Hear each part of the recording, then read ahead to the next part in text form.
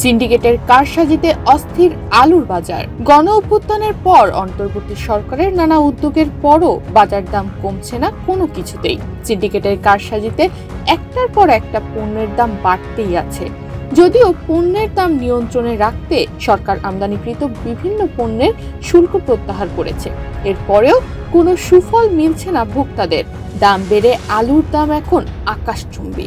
Double million offer, Walton fridge কিনে পেতে পারেন 20 লক্ষ টাকা, রয়েছে কোটি কোটি টাকার নিশ্চিত উপহার। এমনকি অর্ধেক দামে আমদানি করা আলুও কিনতে হচ্ছে দ্বিগুণ দামে। অথচ কৃষি বিপণন অধিদপ্তরের তথ্য মতে প্রতি কেজি আলুর উৎপাদন খরচ 13 টাকা 90 পয়সা।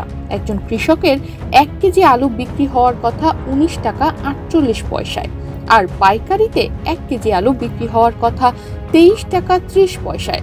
সব ধরনের খরচ মিলে 1 কেজি আলুর সর্বোচ্চ দাম হতে পারে 46 টাকা। অথচ বাজারের দাম বাড়িয়ে কেজি প্রতি বাকি 24 টাকা হাতিয়ে নিচ্ছে সিন্ডিকেট সদস্যরা।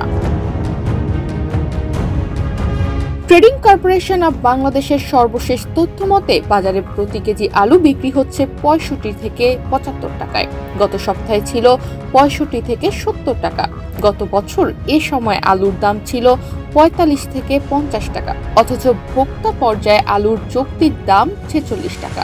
বর্তমানে বাজারে প্রতি কেজি আলু বিক্রি হচ্ছে 68 থেকে 70 টাকা। অথচ গত বছরের এ সময় আলুর দাম ছিল মাত্র 48 থেকে 50 টাকা।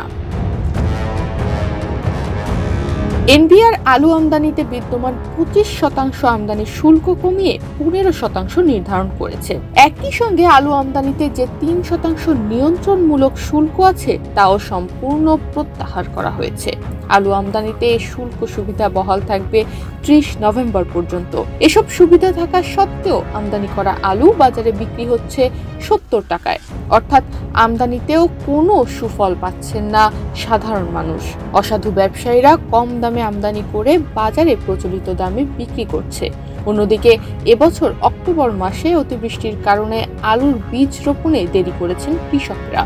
এতে বাজারে আগাম আলু আসতে দেরি হচ্ছে। এসব কারণে বাড়ছে আলুর দাম।